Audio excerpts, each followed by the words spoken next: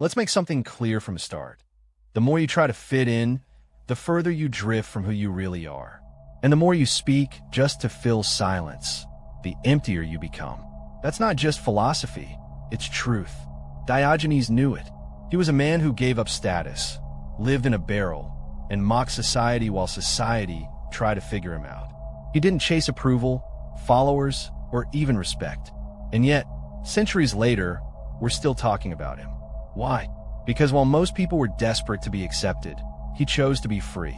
He once said that the more sociable you are, the less intelligent you become. Sounds extreme? Maybe. But look around. People laugh at jokes they don't understand. They smile when they don't want to. They pretend to care just to feel included. This is the trap of modern life. Hyperconnectivity. Constant connection that leaves you more disconnected from yourself than ever. Every polite nod, every edited post adds another brick to a mental cage you've built around your identity. Here's the harsh truth. Most people don't know who they are when no one's watching. That's not stupidity in the academic sense.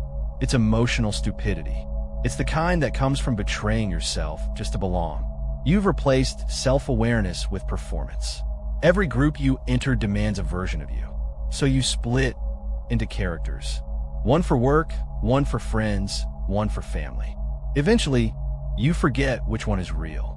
You don't think, you echo. You don't choose, you adapt. And that's no accident. Society doesn't want individuals. It wants parts that fit the machine. Real intelligence? It demands solitude, silence, time to think without interference. That's why the most original minds were often loners. Not because they hated people, but because they needed space to breathe, to think, to remain whole. But here's the kicker. Being authentic has a cost. It means risking disapproval. It means being the one in the room who doesn't laugh. It means saying something that others might not want to hear. And that makes people uncomfortable. Not because you're wrong, but because your truth reminds them of everything they've given up. That's why society doesn't exile you with force. It isolates you quietly, with silence, side eyes, and awkward pauses. So ask yourself, how much of your life is really yours? How many of your beliefs, choices, and reactions come from you? Not from the group, not from your feed, not from your need to be understood. Because here's what they won't tell you. Validation is submission in disguise. It's not just about being liked. It's about being controlled. The more you depend on approval, the less capable you are of thinking for yourself. And once you start shaping your identity for others, you become manageable, predictable, safe. That's why the most dangerous thing you can do in this world is think independently. Say what you mean what you say, be willing to stand alone. Because real clarity doesn't come from applause, it comes from silence. The kind that forces you to face your own thoughts, without a script, without an audience. And if you're still here, good.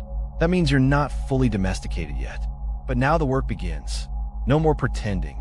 No more pleasing. No more versions of yourself stacked on top of each other. Just you.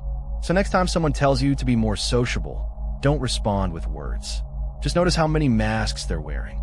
Then ask yourself, how much of me is still trapped in the need to be accepted?